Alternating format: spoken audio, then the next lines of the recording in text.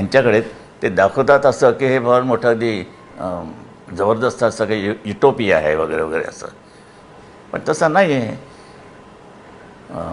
David लोचं एक cartoon आहे, ते पाहिलं की तुम्हाला वाटेल की किती त्यांनी माणसं मारली स्टॅलिननं. हिटलर आणि त्याचे एकत्रच होते जवळजवळ. त्यानंतर फुटले ज्याला मूर्खासारखा हिटलरने रशियावरती हल्ला केला आणि तो मूर्खपणा केला. मग हे सगळे तिघं तर एकत्र आले.